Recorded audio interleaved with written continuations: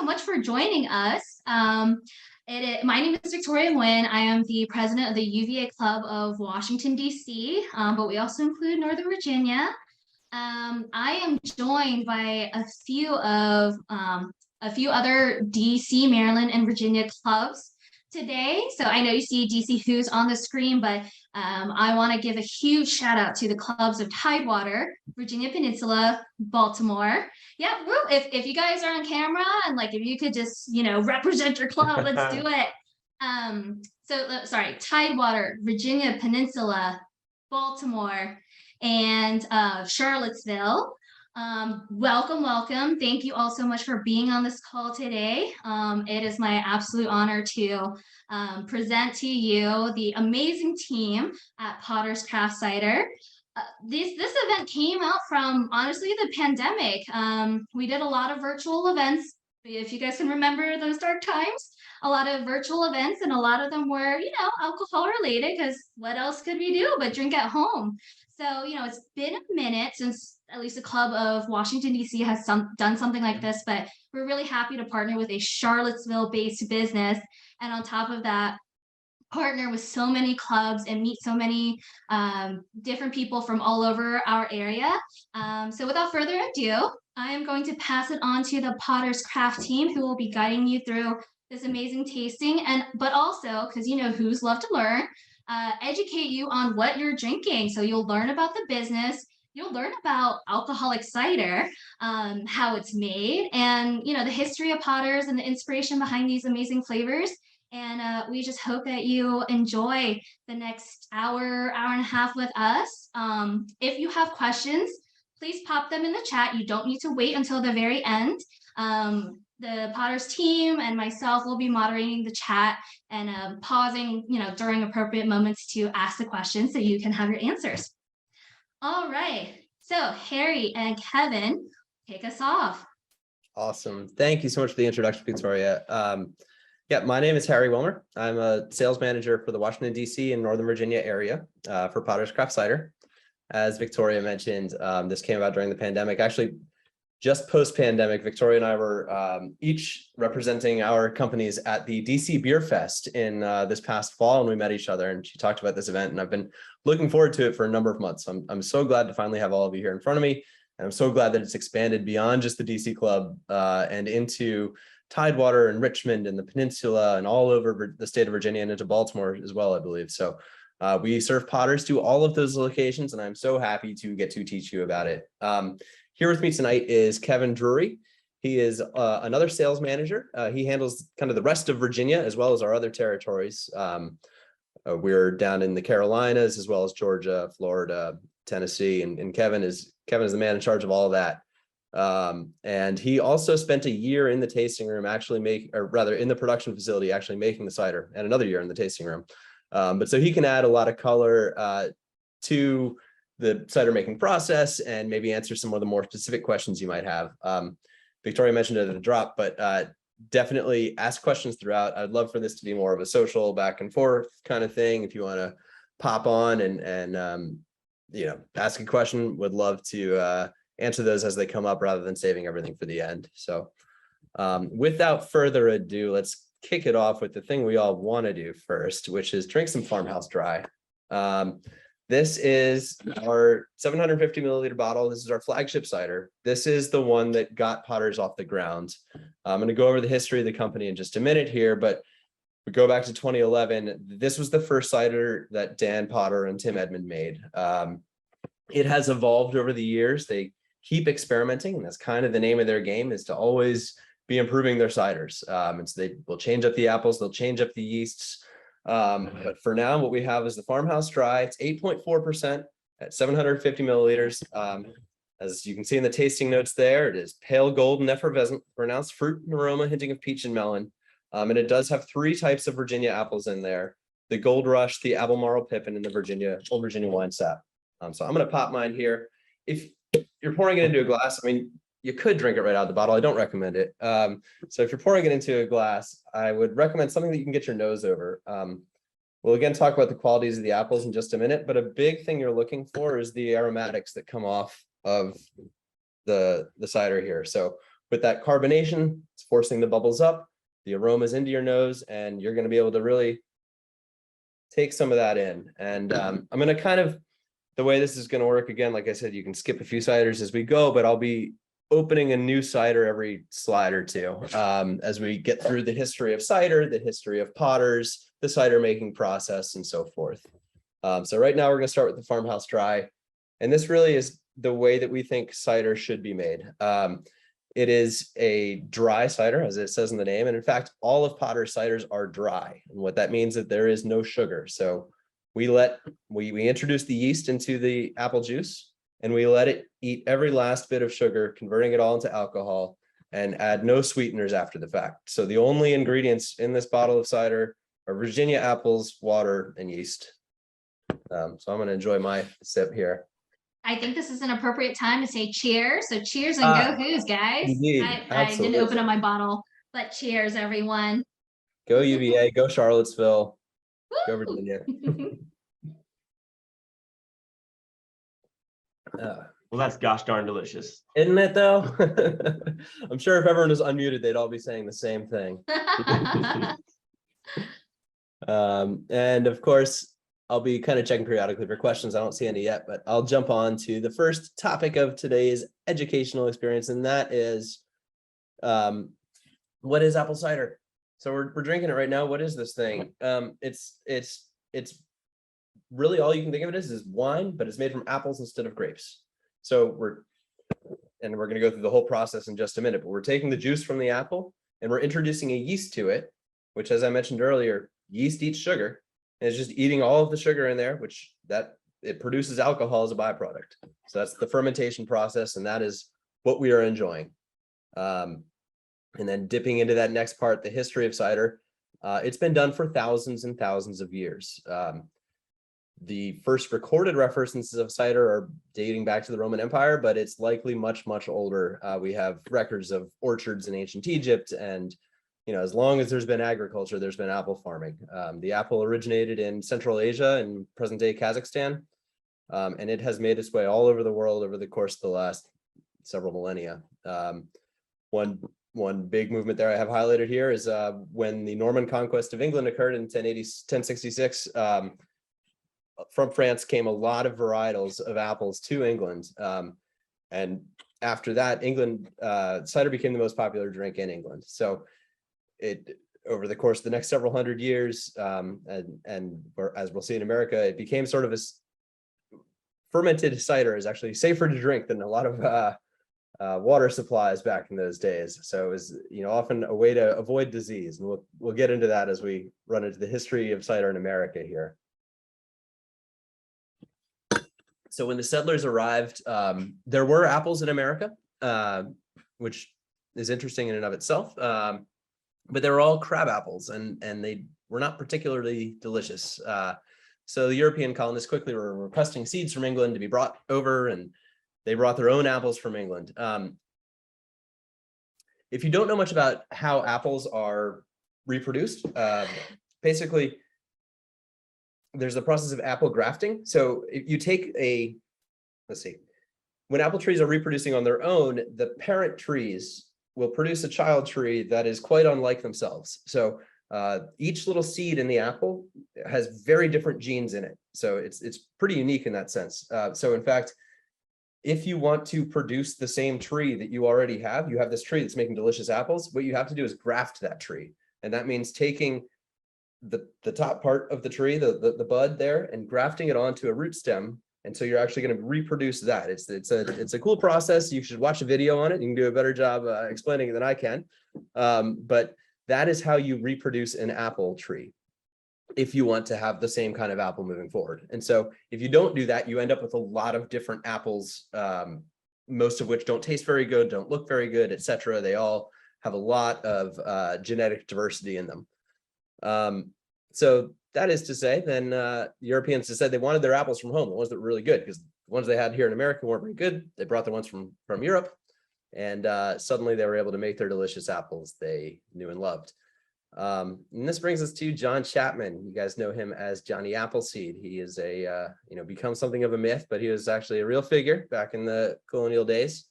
and he did the good work of spreading apples throughout the colonies. So he started, I believe in Virginia, no, maybe southern Pennsylvania. But anyways, he quickly worked his way through the Ohio Valley, all over Ohio, Indiana, Ontario, and spreading apple seeds wherever he went. He was something of a bum in that he would go live with folks, and while he was there, start apple orchards for them. And of course, they're very welcome to bring him along, because he would live with them and then start an apple orchard on their farm. And apple orchards were a good way to make a lot of money in the colonies. If you had a good red apple, then it was good food, and it's certainly a good way to a good livelihood. And one very interesting thing that sort of recent evidence has pointed to is that John Chapman, because of his religious beliefs, was not into the idea of grafting, that concept I mentioned earlier. So he did not think, he thought that sort of all natural things had their way of being and they should be let to live as they should. So he planted all the apples from seed. What that means is that they are going to grow unpredictably and have fruit that's unreliably, not necessarily all going to be delicious, not necessarily all going to make for great eating apples, but most apples make for very good drinking apples. So you can take these bad apples that don't have a lot of sugar content, that aren't, the ones you'd want to eat, and you can make a really good cider out of them. And so it's actually thought nowadays that Johnny Appleseed was doing was actually spreading cider all around the colonies. And again, this was safer than drinking the water that was commonly found in the villages. So there you have Johnny Appleseed spreading apples all over the colonies throughout the 1800s. And by mid 1800s, 1 in 10 farms in New England had its own apple orchard. There were just tons of ciders going around. Cider became the most popular drink in America right up until Prohibition, when all of a sudden that was no more. And so folks are going around with axes and chopping down these devil trees that were producing this intoxicating beverage. So that really did a number on the cider industry, took it down to basically nothing. And then those who kept their orchards turned them into apple eating orchards, which resulted in a lot less genetic diversity of the apple. Then we zeroed in on like the Red Delicious, the Golden Delicious, and the Macintosh as the go forward apples in the 1900s that were the eating apples. Then cider, made a bit of a comeback in the late 20th century with big beverage, bringing in your Angry Orchards and your Crispins and your Woodchucks of the world. And those were all, as you know, very sweet. So they add a lot of sugar. They ferment it the same way that we already talked about, and then they just dump in sugar at the end because they think that's sort of what Americans want, is a lot of sugar in their beverage. Now, since about 2010, we've had this modern craft resurgence, and Potters has honestly been on the forefront of that. We started in 2011 and have led this movement from Charlottesville and bringing craft cider into the world, doing it the way that the colonists did, doing it the way the Europeans do, and that is dry cider. Our Farmhouse Dry, full circle, is the epitome of that. So I'm going to finish my little glass here and get ready to pour the next. Any questions on all that? That was a lot of words I just made. What I'm hearing is an apple cider a day keeps the doctor away, perhaps? Absolutely. John Adams is known to have had a hard cider, and a cider as he called it, every day for breakfast. So, I mean, that's a good way to start your day with a little Farmhouse Dry. In fact, this makes a heck of a mimosa. I bet it does. A little orange juice in that. You can find several bars in the area that actually serve that at brunch. All right, so up next. Oh, I thought I had a drinking slide up next. Let's go ahead and make one, or at least pour yourself another glass of Potters. That's what I'm going to do, is pour a little Potters here, Farmhouse Dry, as we talk about a brief history of Potters craft cider. So Dan and Tim Edmonds are actually my buddies from college. We all went to Princeton University, all graduated in 2007. And while I was doing whatever I was doing, they were having a lot more fun and brewing beer in their dorm rooms. So they had little arrangements set up where they could do a lot of experimentation. They made a lot of different kinds of beer. They started in 2006 or so, 2005 or 6, where they were brewing their own beer in college. Post-college, Dan moved down to North Carolina and then eventually up to Richmond, kind of after the economic downturn. He was living on the Tuckahoe plantation outside of Richmond, which you may have driven by or seen. It's right off of 64 there. And there he was brewing beer also with Tim. Tim was driving down from DC, and they're having a lot of fun brewing beer. And then one year, the James River flooded and destroyed all their crops. That was a real bummer. So they bought 5 gallons of fresh cider and added a yeast to it, and then just kind of stuck it in the corner and forgot about it. A couple weeks later, Dan said, well, yeah, that's cider, and carbonated it and just kind of see what would happen. It was like, oh my God, this is delicious. This is what we should be doing. And that was sort of the first iteration of Farmhouse Dry. As I mentioned before, through experimentation over the years, it has evolved significantly, and it keeps getting better and better. Big item here in 2011, they purchased a horse vet clinic that they found on Craigslist and turned it into their first production facility. And that was actually the Potter's production facility right up until last July. So all of the Potter's craft cider you've consumed over the last 10 years was produced in this teeny tiny little building. And Kevin can attest to just how hot and stuffy it got in there while making cider. But I mean, I visited it. I've not worked in it, but it is amazing to look at and just imagine all the bottles that came out of that place. After they established it, made their Farmhouse Dry, got overwhelmingly positive response from all the local bars and restaurants. And as I said, constant experimentation to constantly improve the old recipes and create new ones. That period between 2011 and 19, lots happened, of course. It's new varieties of cider, constant expansion, constant improvement. I mentioned the states that we're in now, that all happened, big growth period in those 8 years. But the point I wanted to make in 2019 is that we opened up the tasting room. So now if you're going to go visit Potter's Craft Cider, there's Dan and Tim standing in front of it right there. It's this beautiful old stone church that converted into their tasting room. And I'll cover that a bit later as far as all the things you can do there. And then last July, like I mentioned, we opened up the new production facility where now we can do 3 to 4 times the capacity of the old one. So then just very briefly, just so you can match some names to faces, there's the team as we stand today. Tim and Dan. Andy joined the team in 2013. He's the head cider maker and does a lot of the experimentation these days. There's Kevin and me, and Kelsey is our marketing manager, and there are many other faces who also contribute to this, tasting room manager and everyone. You'll get to meet everyone if you ever go down there. Point I wanted to make, just make super clear. Again, I mentioned earlier that all of our ciders are dry. That means there's 0 sugar, 0 carbs, and of course, all ciders are gluten-free because there's no wheat in them. It's just fermented apples. So we pride ourselves on our health facts. That we didn't make our cider to have good health facts, but the fact of the matter is, you're drinking a delicious beverage with 0 sugar in it. There really doesn't need to be sugar added into it. And then there's just our distribution footprint at the moment and our plans for expansion. All right, now you've put up with my talking enough. Let's get the drinking continued with our hop session. And So while you finish that, we have a question. Are ciders vegan? Which is a question I hear a lot. Is it vegan? 100%. It is. Awesome. No horsehair was used in the making of the cider from the horse farm, I swear. No animal products whatsoever. That's a good question, though. So the hop session, I was talking earlier about our experimentation, and one of the best experiments that we do, in my opinion, is dry hopping. So this hop session has been dry hopped with Citra and Amarillo hops. These are both Pacific Northwest hops. So I mentioned earlier that you should be putting this into a nice wide brimmed glass. This is really important for this one. There's a big aroma coming off of this. So before you sip, take a good sniff of it. And you should smell what's kind of resembles a West Coast IPA in some ways. So it's super light bodied, but it has those same hops that go into a West Coast IPA. And so as you're drinking it, you're going to notice that sort of upfront punchy IPA taste. But then as it finishes, you're going to notice no bitterness at all that you would normally associate with an IPA. So I freaking love this cider. I love all of our hop ciders. We have up until this point only made them available seasonally.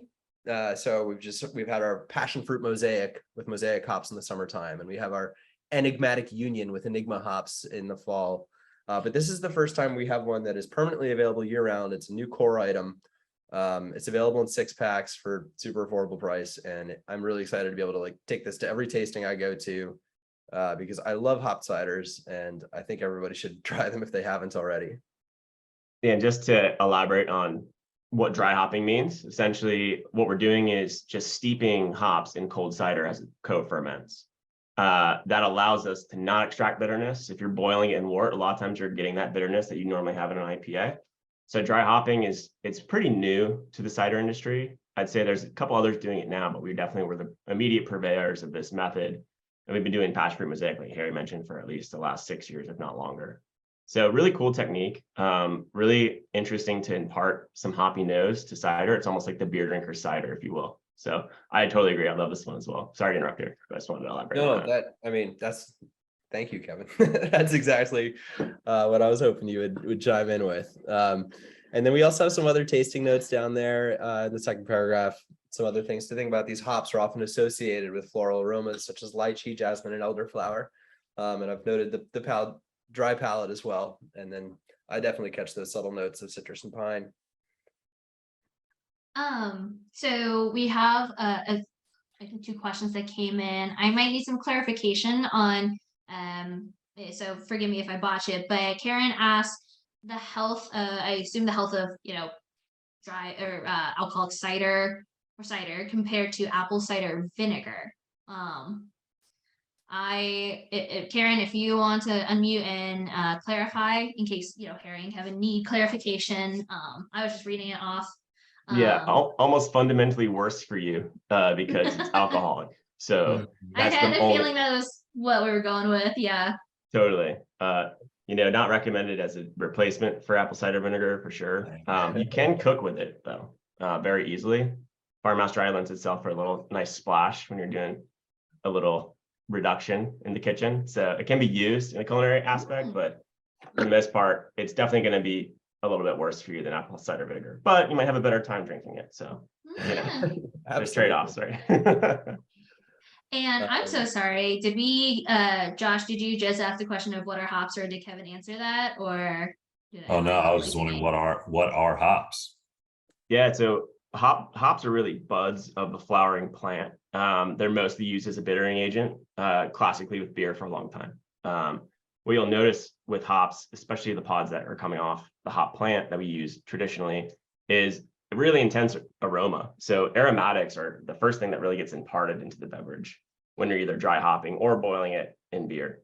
The extracting of the bitterness process is the part where we're trying to kind of stay away from that with cider. Doesn't really lend itself well, but it is a bittering agent naturally. So it's really interesting to kind of extract some of the aromatics and try to leave the bittering flavor behind, which is why it's such a cool science in cider. But yeah, essentially hops are just basically flowering buds on the hop plant itself.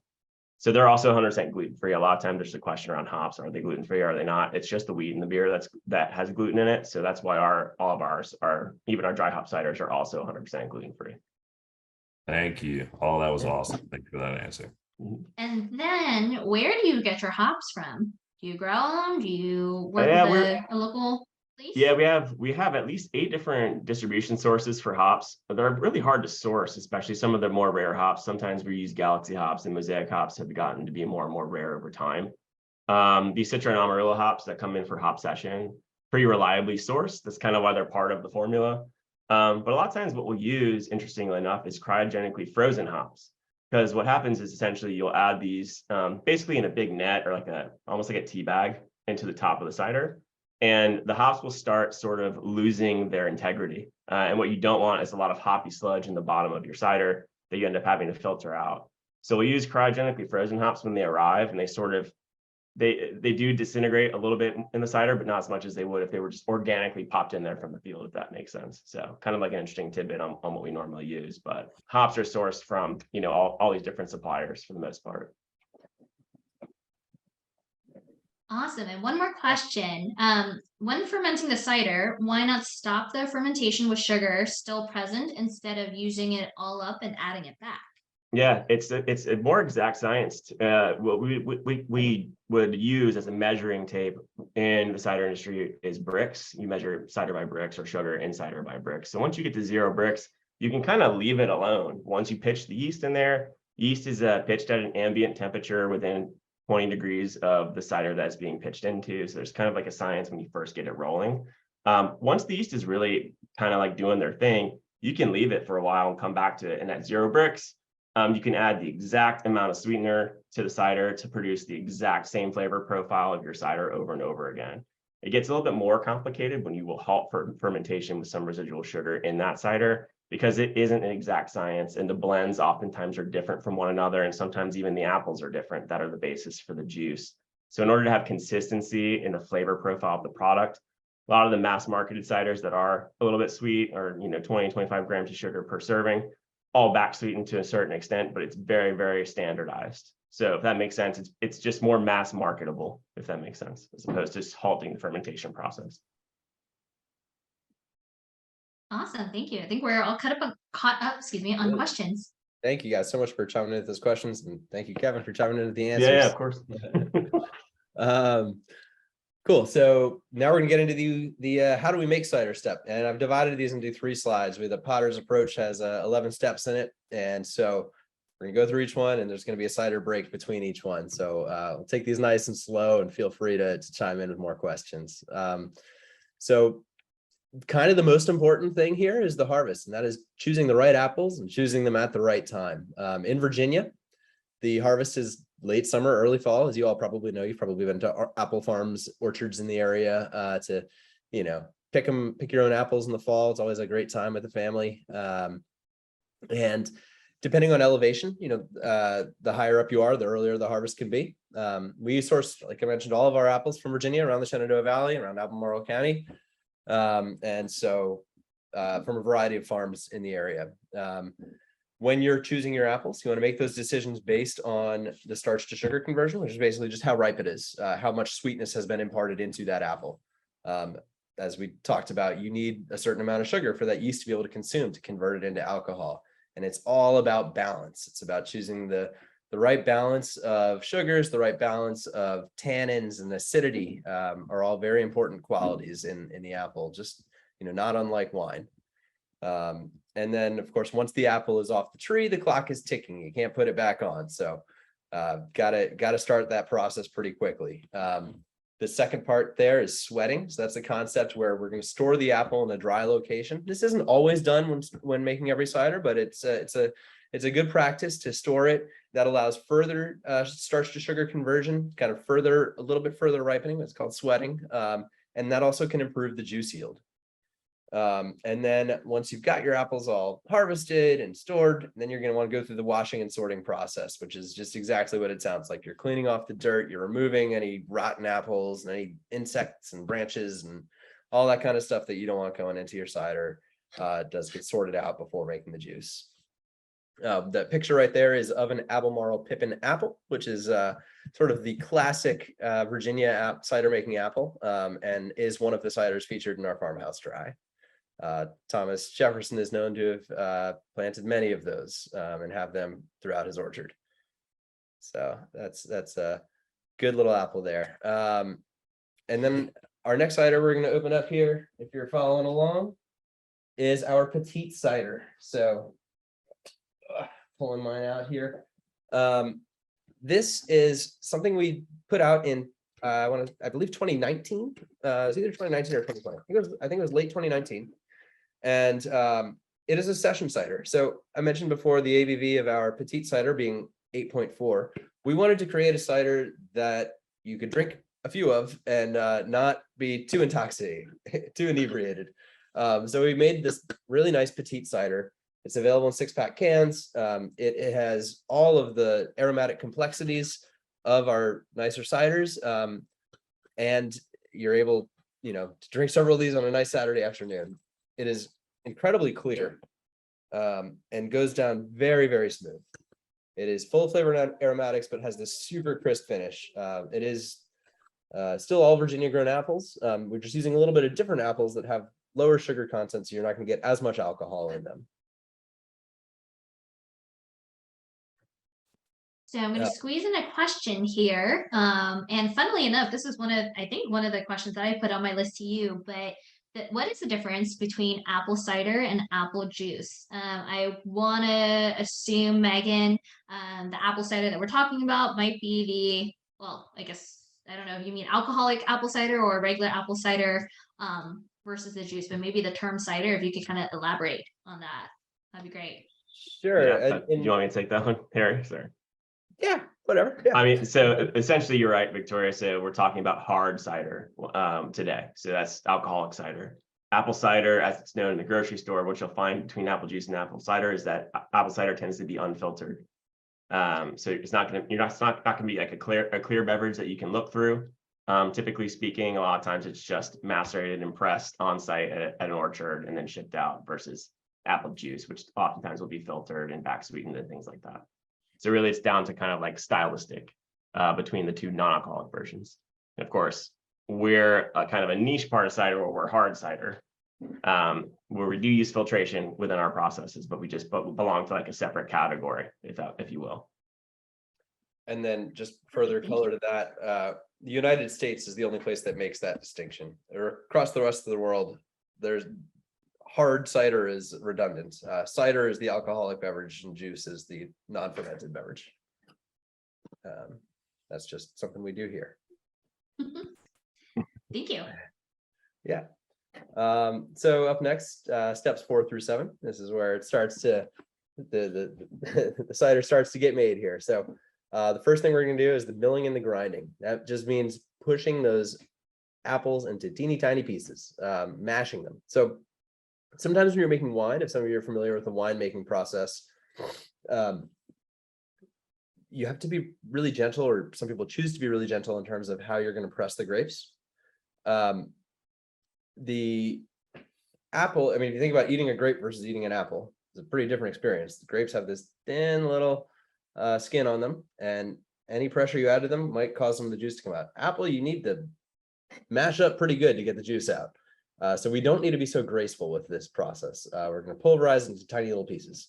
The milled apple pulp is called the pomace.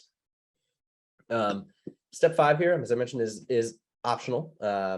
You can leave the pomace for a period of time, and some people think doing so can increase the extraction of tannins and color or aroma, but that is not necessary. There are different schools of thought on how long it should be left for, or left at all. But then finally, you're going to take that pomace and press it into a permeable container and really just squeeze it until all the juice comes out. And then Kevin alluded to some of this earlier. Once we have our juice, we do lots of chemistry analysis, testing for lots of various things, including the pH of that juice, the Brix, which Kevin discussed earlier, the total acidity, and the qualities of the yeast that we're about to introduce, and looking at microbiological analyses as well. Kevin, were you part of any of these aspects of it, or did you come in more and once we have our juice? Yeah. So there's a lot of labs that you run when juice does come into the cidery for the first time. Mainly what you're looking for is yeast that's not able to be overtaken by lab yeast, essentially. We're using a yeast in most of our ciders called DV10. It's really industry standard wine yeast, very clean, hardly discernible at all on the palate. And kind of what Harry was talking about in the early America, and cider would be very acetic, almost kombucha-y, and almost like very scrumpy and unfiltered. That's because wild yeast was involved in the original fermentation process, called Brettanomyces. It's something that a lot of brewers, a lot of wineries avoid like the plague, because it adds this acetic flavor profile to all of your beverages, which is not a bad thing if that's what you're going for. We have a whole line of cidery that's dedicated to wild yeasted ciders. But that involves different tanks, different hoses, different hydraulic pumps, and different filtration systems. So it's a pretty expensive endeavor to kind of delve into that. So that's why when you do get juice in for the first time, you really want to be clear about what you're putting in your tanks and what you're pitching into, because there's nothing worse than pitching yeast into a tank that's just corrupted with Brettanomyces, and you end up with, 500 gallons of cider down the drain. So there is quite a bit of like entry testing that's done. And then of course, throughout the fermentation process, we're testing Brix constantly. We're also checking on the microbiological profile of the cider to make sure it isn't getting corrupted. So lots of that going on. It's a very intimidating first day at Potters when they throw you in the lab, but we make it work. Thanks, Kevin. Yeah, of course. See a couple of questions coming in here. Plans to sell Farmhouse Dry in cans? No, we do not at this point that I'm aware of. Farmhouse Dries are forever going to be in our large format bottle. It is sort of part of our branding here. We do have a lot more ciders coming in cans. And, we've got the beautiful island that you'll be sipping later. So it's sort of our 16 ouncer. But we're keeping our higher ABV premium ciders in the large format bottles at this point. And Kevin, can you add?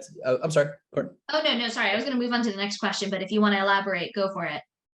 No, I was actually going to move on to the next question as well, which is the residue left after the pressing. Is it recycled into compost? Kevin, do you know the answer to that one? Yeah. So easy answer for us is that all the steps we've gone through already, the pressing, all that happens offsite. So we're absorbing juice from the orchards that are pressing this on our behalf. Most time they're doing it themselves. Sometimes it's contracted out to somebody else. So all of that, what happens with that sort of, recycled, compostable material, it's what's happening at the orchards. And I can vouch for most of them in saying that it is turned into compost. Not 100% sure on some of them, but definitely like Showalters, people who are local to Charlottesville that you all know, if you've been in Charlottesville as well and gone out to these apple orchards and picked them, the folks, and it's very organic and it's very, small teams are basically fueling this entire ecosystem. And it's really awesome to be working with the orchards here locally for sure. And just being able to support the orchard industry in Virginia through our cider making. So I'm sure they're using that type of process, but we'd have to check with them individually to be really 100% sure on that.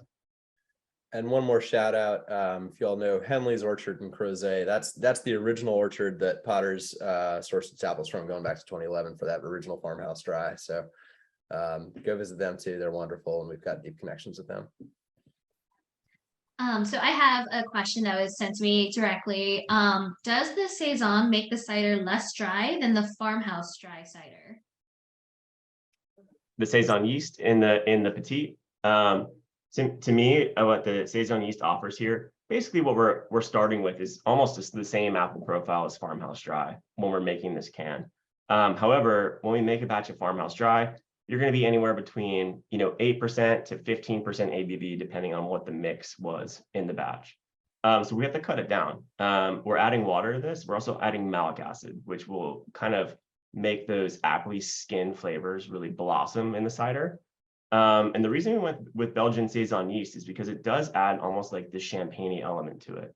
And if you still have it in your glass, you can kind of taste through that at the moment. There's almost like an airiness to it and a lightness. And really, we wanted to kind of make sure that we were doubling down on the flavor profile when we were cutting with water. Because the original iterations of Petite, much like a lot of our sessionable stuff that went through trial and error, were coming out pretty flat. So the Belgian Saison yeast was really the last key that unlocked the flavor profile for us. So that's all to say, that's essentially how that decision came to. But I really enjoy it in this one. When you think of a Belgian Saison beer, you're getting an entirely different flavor profile than what happens in the cider itself. So. But hang on, you don't want to make a 15% cider, like the mother of all, Oh yeah, ciders? well, then we get into above 12%. It's technically wine in Virginia, so then we have to market it a different way and go through a different process of the ABC. So yeah, I see. But yes, I would love to. Trust me, of course. How long will the Farmhouse Dry? But actually, getting a good question. How long will all of these ciders last in the fridge? What's their shelf life? Well, shelf life is unopened is a year, except for the hopped varietals, which is 180 days, because they have hops in them. It tends to kind of spoil quicker. Once it's opened, which I think is what Melanie was saying here in the chat, you're going to want to drink it probably within 24 hours. You're going to lose a lot of that effervescence unless you have a really awesome bottle stopper at home. Then I would probably stretch it to 48. But personally, I'd try to drink it within tonight or tomorrow. Yeah. Yeah, it is all about Have that. fun, Melanie. Yeah, exactly. It's all about how much carbonation you can keep in there. So the tighter a seal you can make, the better. If that means, I've got this little bottle stopper here that does a pretty great job keeping it for a day or two, like Kevin mentioned. Short of that, aluminum foil and a very tight rubber band. If you've any kind of bottle stopper, even if it's one of these, will do better than nothing. So just make sure you've covered that up to try to keep as much carbonation as you can. That's the key. I just want to say Thursdays are the new Fridays, so have a mimosa tomorrow. Save it for That's those it. Just like your morning mimosas. John Adams did, that's the move. Yeah.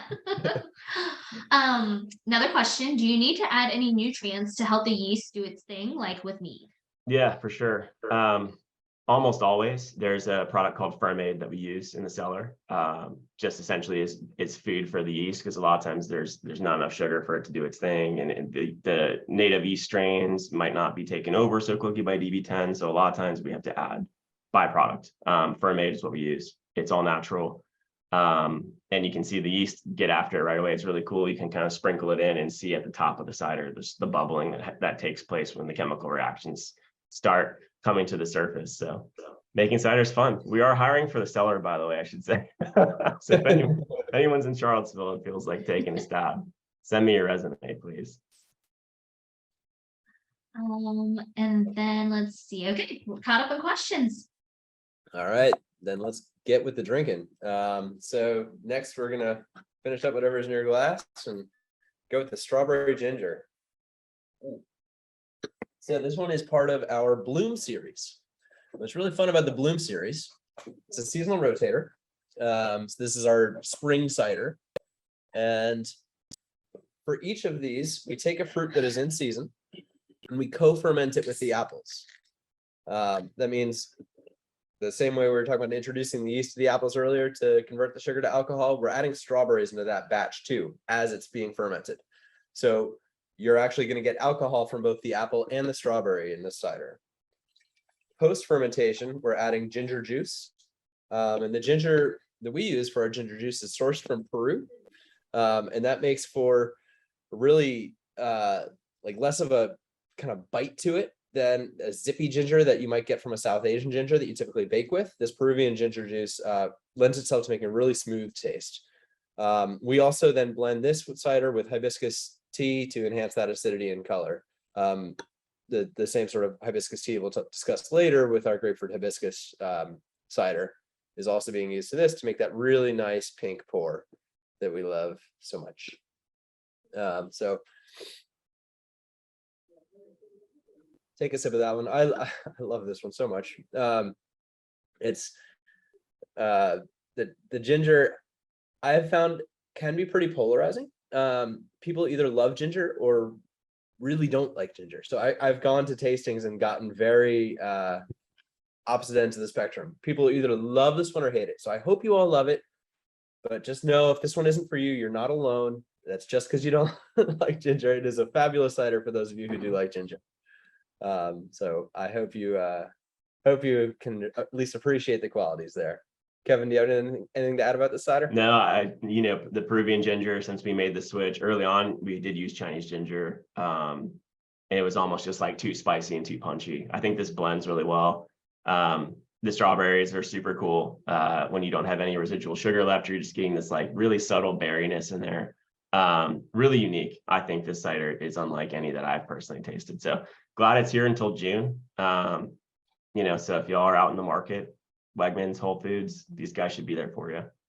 Yeah, I should mention this was just released 2 Fridays ago, right? So we're at Wednesday now. So it wasn't last Friday. The previous Friday, we released this at our cider room for the season. So it is like, for those of you, many of you are in DC, our Washington, DC distributor just picked this up yesterday.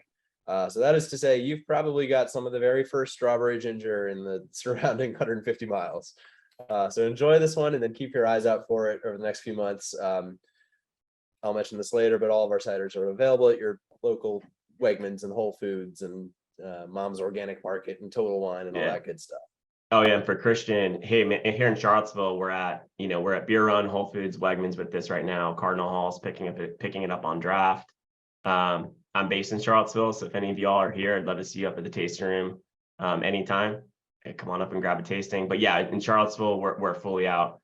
We've been at Specialty Beverage down here for about the last 2 weeks, so we should be hitting the market pretty soon. Also, Timberwood Tap House just picked up a couple of different kegs of this. So yeah, Tidewater, Wegmans, and Whole Foods.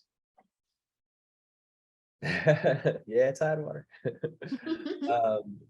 And then I just wanted to go over the Bloom series real quick because I mentioned it. So I said this is our spring cider. That means we've just finished up our cherry vanilla season for the winter.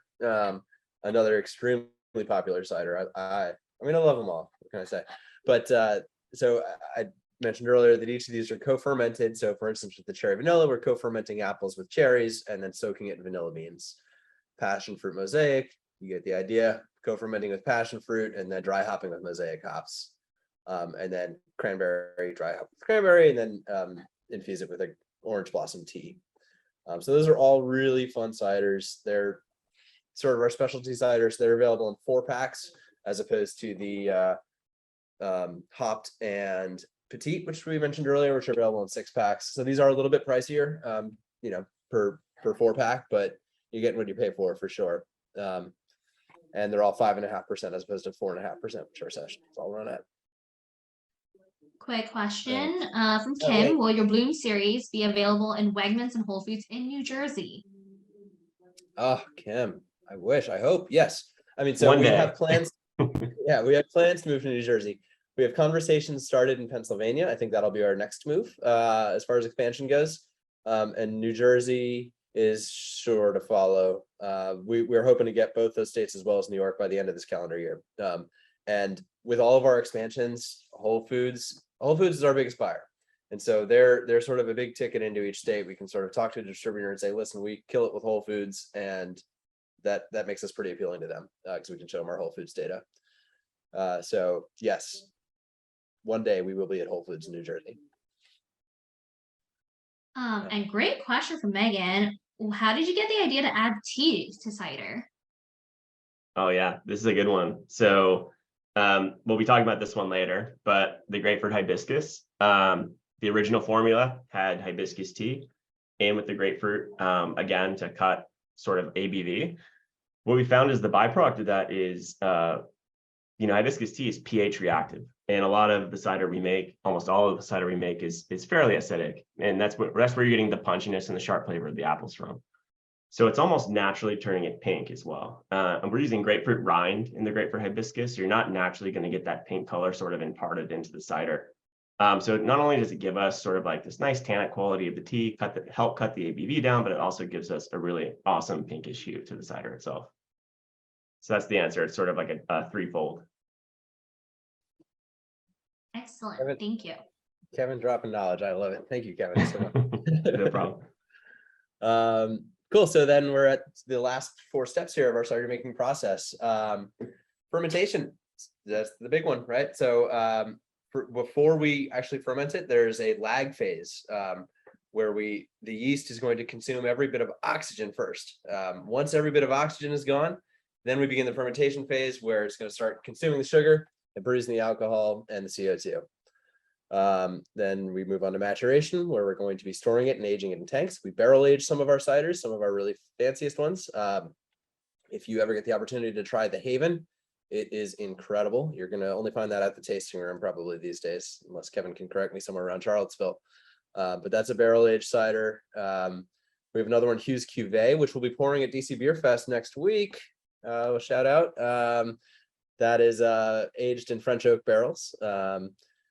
And once we're matured, we're going to be adding our fruits, herbs, spices, doing all the sorts of things we're talking about, adding the tea, adding dry hopping it, adding this the grapefruit peel and the grapefruit hibiscus. That all happens post fermentation. Carbonation can occur in 2 ways. We have forced carbonation, which we do with many of our ciders, and that is where we're actually injecting the CO2 directly into it. There's also the process of cask conditioning it, which is, as we mentioned, yeast produces CO2. So if you stick it in a cask and let the yeast do its thing, it will continue to condition it and carbonate it itself. And we do some special release ciders with that as well. Finally, for packaging and storing, just that process is purging the bottle or keg of air completely, pressurizing it to match the carbonation, the pressure of the carbonated cider, and then filling that bottle with the cider and then quickly capping it. And then there is some, I guess, hearsay, lack of evidence to suggest that it's really important to store it for a few weeks before drinking it to avoid bottle shock. I think, there's not a lot of scientific evidence for whatever this bottle shock results from, but we abide by that idea and let our ciders sit for a couple weeks before drinking them. And that kind of brings us up to speed to how we're drinking all of these ciders in front of us. Kevin, you have any color you want to add to those last 4 steps, or? No, Yeah, I mean, I think we're doing a lot of really cool things with fermentation, a lot of non-traditional things with single varietal ciders. Harry mentioned cask conditioning or keg conditioning. We also will bottle condition some ciders. So a lot of times what you'll see with our premium ciders, especially if you come visit the tasting room, is a layer of what they would call lees at the bottom or dead yeast. Typically people want to shake it because they think it would add some flavor to the cider. Highly recommend not doing that. It won't taste like anything, but it will definitely adulterate the flavor somewhat. The benefit of that, in Virginia, especially for us, we have a sort of a luxury tax on carbonation folds that we can add to the cider. Basically, it's called the champagne tax, I guess, industry-wide. So what we do is sometimes as we bottle condition these ciders, it actually allows for some more effervescence because CO2 is created during the fermentation process that's actually happening within the bottle.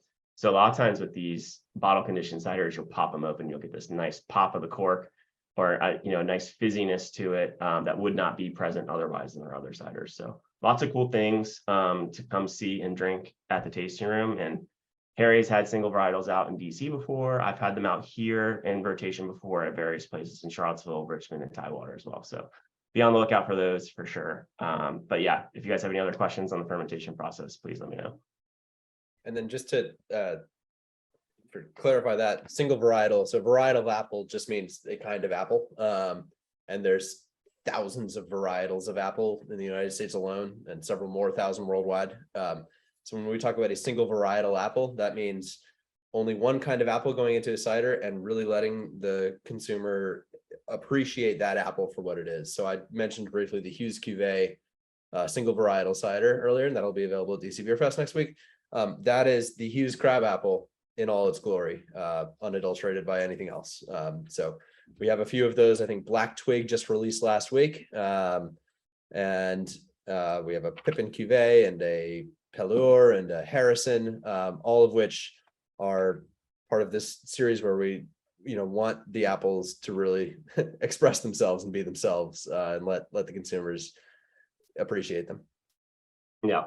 And really you're getting into like the different apples and the styles and classifications that exist within the cider world. And you're talking about highly acidic apple like Hughes, you're going to get this really nice punchy high ABV cider. And then you have sort of a low acid apple like a Dabinet, typically an apple that would come from England, for example. It's going to be way lower, feel almost like baked apple pie on the palate.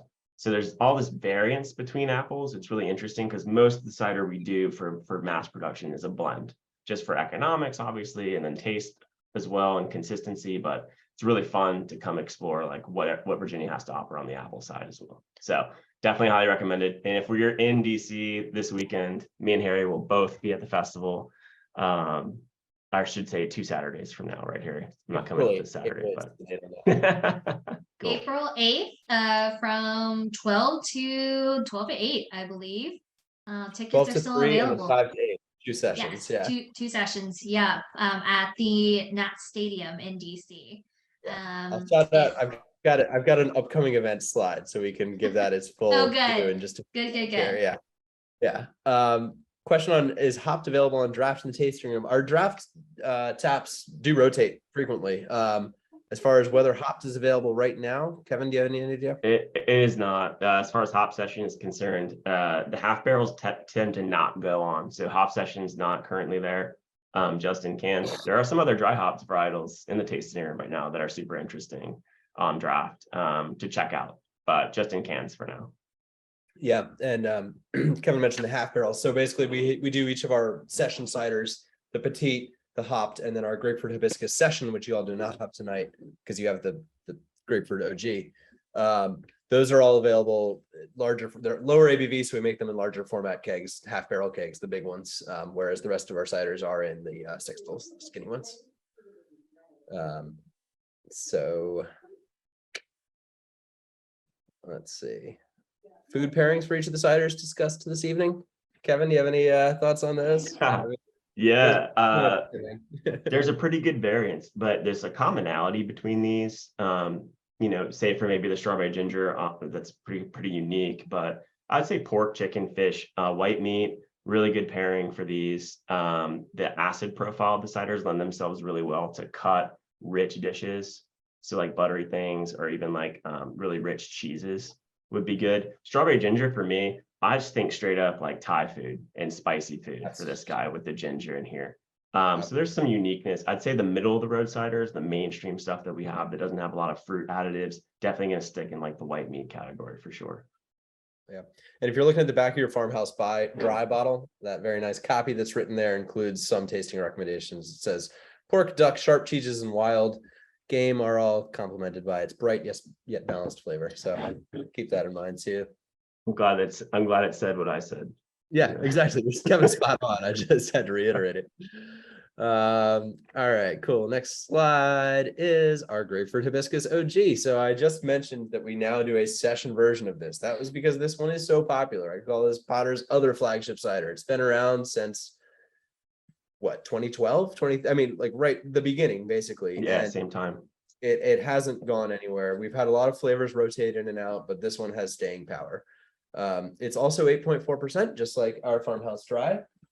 I understand if you don't want to open another bottle this evening, but I will be doing so. And pouring this one. And we discussed earlier the hibiscus tea. This tea also has grapefruit peel in it. And we use just the peel of the grapefruit so that we don't get any of that fruit flesh, overpowering kind of grapefruit flavor.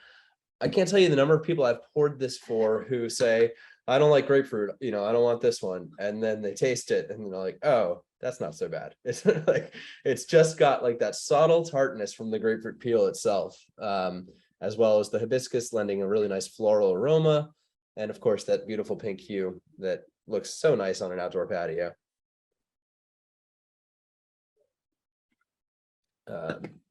So yeah, Delicious. just Any stories on the logo? Yeah. The main logo, honestly don't really know where the original logo came from. I actually just Maybe heard Harry this does. story last week. Yeah, There we go. All right. last week because we were pitching to Clyde's restaurant, and it came up. We were talking about Clyde's restaurant, and Dan Potter said, "Oh, you should mention that one time back in 2011 or 12, Tim, who was living in DC at the time, Tim Edmond, our other co-founder, was having dinner at Clyde's, and he said, God, I love this menu. This menu is just really attractive." And he asked his, the manager at the time who made their menu, and he got the information, reached out to him, and that artist became the artist who drew this label as well as the Grapefruit Hibiscus label in front of you. Different artist than who does the watercolors for these cans, but yeah, the guy who does the Clyde's menus does our Potter's Craft Cider logo. I don't have his name on my offhand. Sorry about that. But yeah.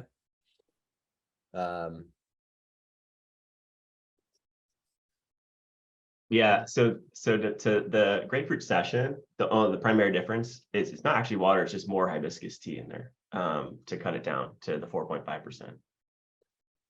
So I will actually get some people saying, oh, I like some people prefer the hibiscus session because there's more of that floral aroma to it. It's got almost more non-apple flavor coming at it. I think this has a more acidity and more powerful mouthfeel to it and everything.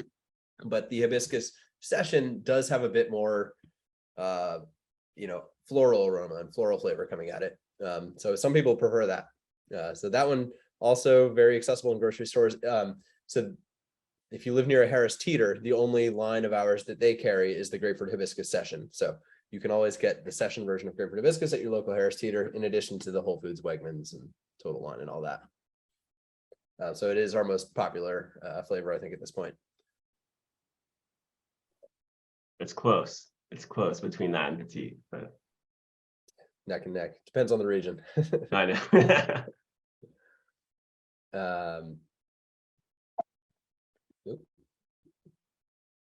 There we go. Okay, so next slide here, while we enjoy our Grapefruit Hibiscus, is about our community outreach that we do. So in and around Charlottesville, as well as around the world. First thing I want to mention is the Haven. Every year, Andy, who I mentioned earlier, our cider maker, makes a very, very special batch of cider. I got to try a couple of them this past winter. They were incredible. He calls it the Haven. And the proceeds are donated to the Haven, which is a housing support program for the homeless in and around Charlottesville. They offer both overnight programs, short-term housing, as well as day programs to help people escape the cold and just get comfortable and get showers and all that sort of thing. It was actually a UVA graduate who started the Haven. I was on their website today looking up information. I guess he was shooting Bruce Almighty in the area and was sort of overcome by the amount of homelessness he saw, and so started this Haven organization in 2005. And it got up and running with their facilities and everything by 2011, converting an old church into it.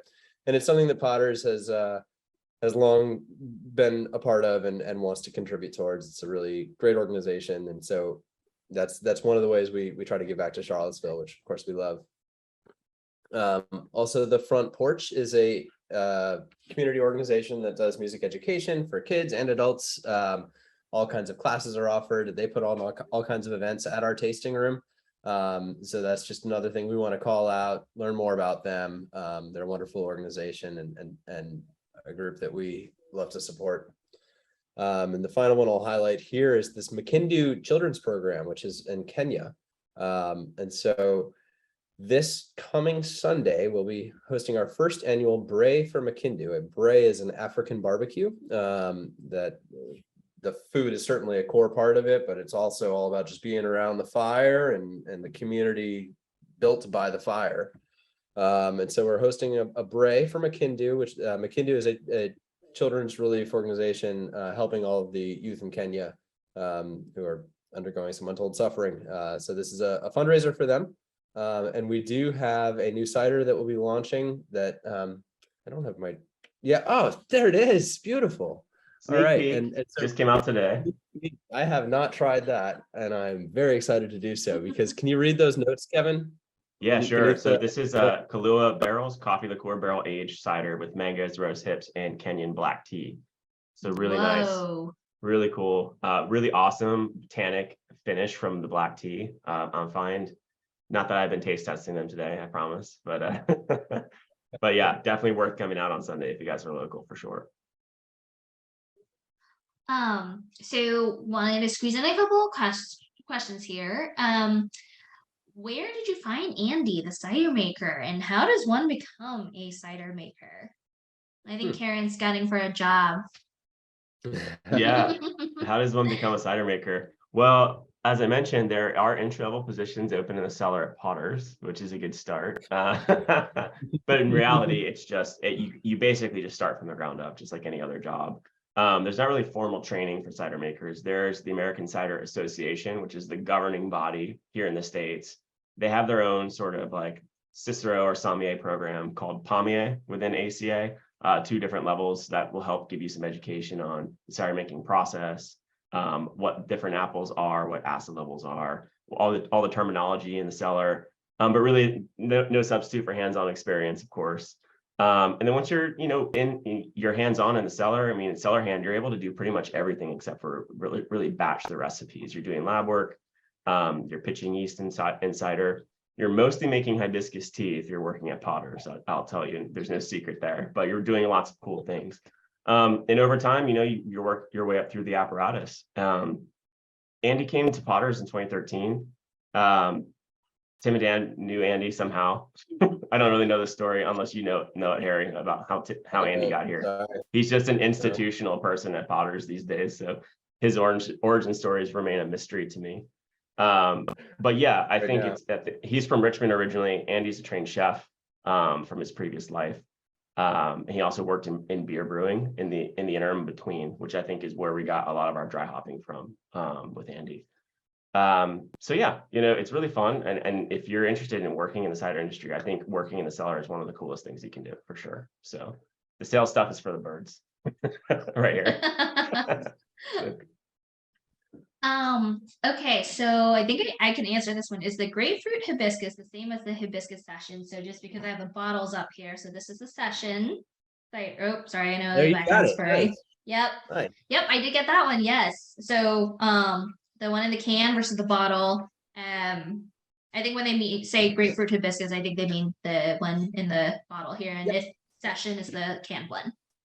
Yes, So and Jennifer, let us know if that answered your question.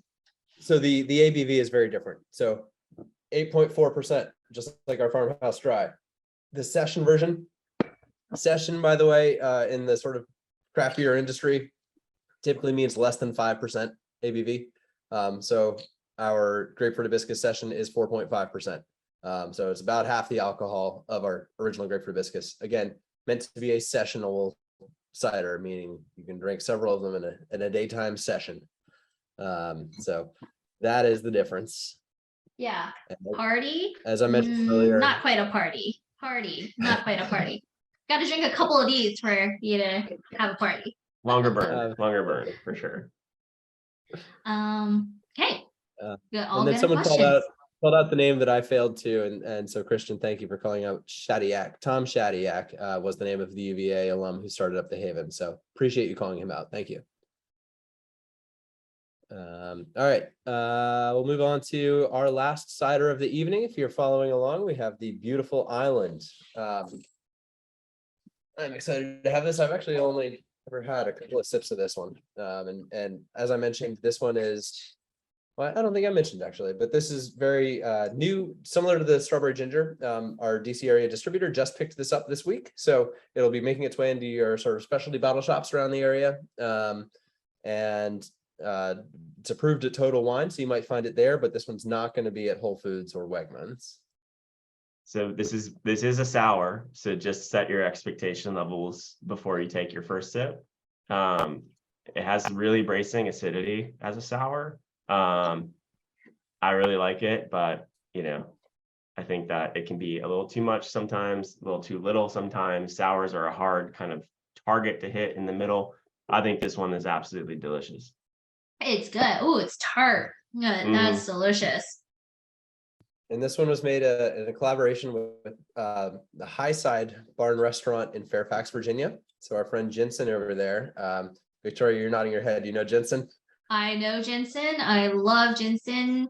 For all my Northern Virginia viewers, if you haven't gone to Highside to eat their amazing Taiwanese bar food or to drink amazing products like this, because they love working with local partners, hence this collaboration, but they carry some stuff that like you literally can't find elsewhere. Get your butts to Highside. He's only interested in getting the most unique things he can find. So you won't find. If you're expecting Corona, Miller Lite, Bud Light, sorry, they do not do that there. But they love Potters, because every time I've been there, I see you can buy their bottles there too. For anyone who's local to Fairfax, they are a restaurant and bottle shop, which is really cool. Yeah, and yeah, Andy and Jensen are good friends, and so that's how this collaboration came about. And just reading the notes aloud here, we do have guava and sour plum and sea salt added to this for really complex and Taiwanese inspired flavor.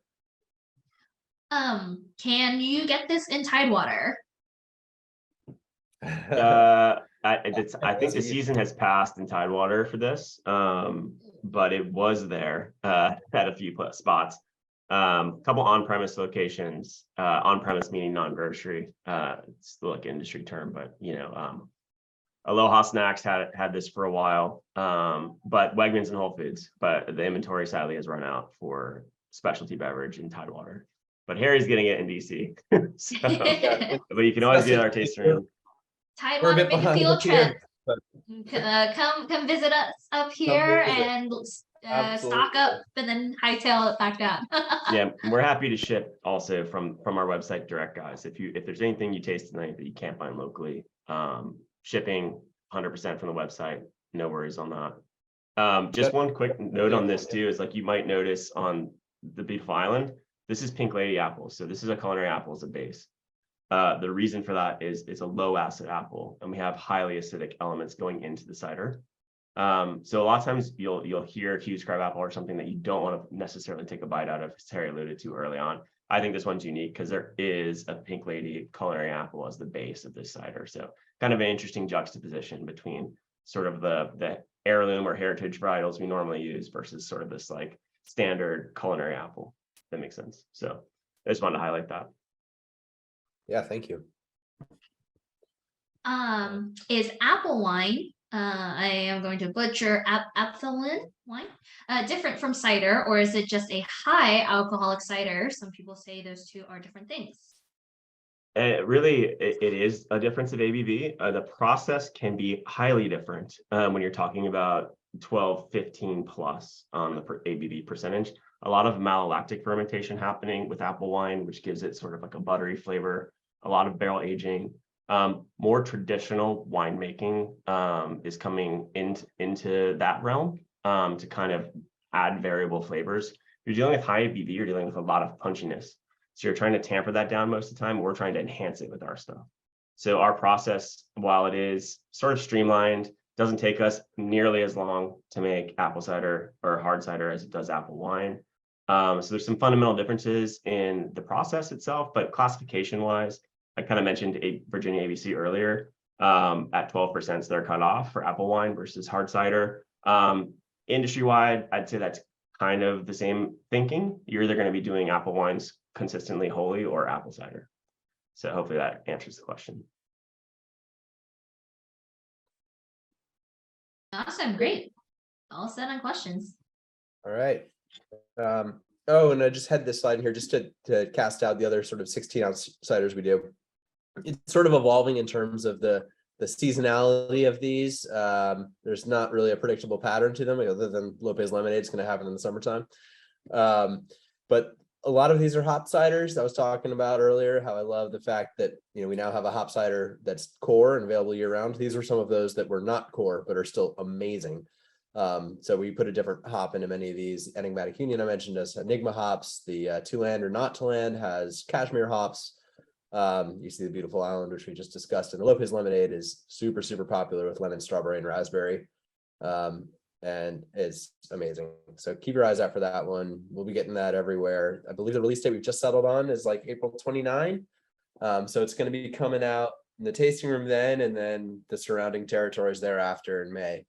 So keep your eyes out for Lopez Lemonade. It's a wonderful cider. And for all of these as you see them. Actually, I'm going to shout out DC Beer Fest again, but we'll be pouring To Land or Not to Land there. So that's that cashmere hop cider I mentioned. All right, come visit us, Potter's Tasting Room. We converted this old stone church that has an amazing history in and of itself into our tasting room. It's called Neve Hall. It's down there on Route 29, just south of the city, just south of where 64 crosses 29. We're off to the left there if you're heading south. You'll see a sign for us. We do live music, food trucks, trivia and bingo nights, fire pits, and have all the special release ciders there. So come visit us for just a really great time every Thursday, Friday, Saturday, and Sunday. Kevin mentioned earlier, yeah, I'll just cover this quickly. This is just this week's events at the cidery. This is just one example of all of the many things we have going on, where you can see this Thursday we're doing, you know, the lobster party. There is the food truck coming. So we have really good food coming. We've got live music on Friday night. We've got yoga on the lawn on Saturday. We've got more food and more music coming. And then Sunday, as I mentioned earlier, is that Brave for McKindu coming, as well as a bluegrass brunch. So just a packed weekend, and that is just the first weekend in April. So keep track of us all year long. Definitely follow our Instagram, follow our Facebook. Those are probably the two we're most active on, and follow our website. So Kevin mentioned earlier that we can ship all of our ciders to you. So definitely check out the website for that. I do see some questions coming in. I want to make sure. Yeah, for Karen, it was an Episcopal mission from 1924. That was during Prohibition, the stone church that we renovated with the Historical Society. So yeah, it is ironic. 100 years later, we're slinging booze, but everything comes around at some point, I think. But it's a beautiful spot. It really is. Definitely majestic. So definitely worth checking out. And in the 70s, I believe it belonged to a sculpture artist whose sculptures are displayed at various museums around DC. Yeah, I'm sorry. Yes. Yeah. The guy that makes the iron sort of cutouts on the downtown mall, Jim Hagan. He owned the facility for, I don't know, 50 years, raised his family there. So when we got it, originally it was a house. It had been carved up into various sections. So we worked on restoring it to its original facade. So really cool. And, you know, the soapstones from the Walton's Mountain Quarry, like the only soapstone quarry on the East Coast, there's all these really cool elements kind of woven in throughout the building, whether they're historical or local. We try to kind of incorporate everything there. So cool. And then I mentioned a couple of these are really just the DC Beer Fest at this point, but just if you're in the DC area, and Kevin, maybe you can shout out some Tidewater and some Richmond and some Charlottesville events coming up, but just in the DC area, we've got the DC Beer Fest. If you are looking for a really fun time and the weather's nice, hopefully on April 8th, 2 different sessions that you can buy tickets for, 12 to 3 and then 5 to 8. We'll be pouring. Victoria will be pouring drunk fruit. So come say hi to everybody. Kevin will be there. I'll be there. It's and a party. It's a UVA really Charlottesville party. party. Yeah. And we'll have 5 different kinds of cider there, including some of the ones we tasted tonight, as well as I mentioned the To Land or Not to Land and the Hughes Cuvée that are pretty special and pretty hard to find. So come out to try those for sure. I'm hosting a cider night or co-hosting a cider night at Lost Dog Cafe in Alexandria on April 6th. That'll be with a couple other local cideries, and we've got some good ciders coming in for that one as well. Doing a cider fest later in May at the Del Rey Pizzeria in Alexandria, and doing a Potter's Tap takeover at Casual Pint in Falls Church. So come on out, say hi. I'll be at all those events, and definitely would love to meet all of you. And I think that's really all I got, other than a thank you slide with some call outs, and follow our Instagram and check out our website. And thank you UVA so much, and Victoria, for helping organize this. This was a lot of fun for me. I hope you guys had fun and learned something. Well, I want to give a huge thanks to the fellow clubs that joined us. There are 2 club leaders on here in Baltimore and Charlottesville. Unfortunately, the club leaders were not present, but Amy Weisberg, president of Tidewater, she's got a camera on and she's been so ecstatic. And John Stout, Club of Virginia Peninsula. To all the attendees, thank them, for partnering with us to bring you this event. Amy and John, do you have any announcements you want to make, like any special events for your club, or feel free to take the floor and share if you've got some of your constituents on here. So I was waiting for Harry to list out the events he's coming to Tidewater for. Oh, that's Kevin. Yeah. Oh, Kevin, Tidewater. We are actually in the process of lining some stuff up. The festival season's upon us, so I think in the next few weeks the schedule will start getting ironed out. So definitely keep an eye on Instagram for sure. But we're definitely coming back to Virginia Beach this summer for sure, 100%. Oh, yeah. Ooh. Excellent. So got a quick question. The recording will be sent out within about a week via Eventbrite, so check your emails for that. We have a couple. So Harry, I think I sent you an email about this, but can people still buy the sampler pack using the website, the link that we sent out, and can they pick it up in Charlottesville, or are we closing off sales? What's the do you have the scoop on that? Kevin, I can shoot from the hip here unless you've heard anything. But I would say yes. Yeah.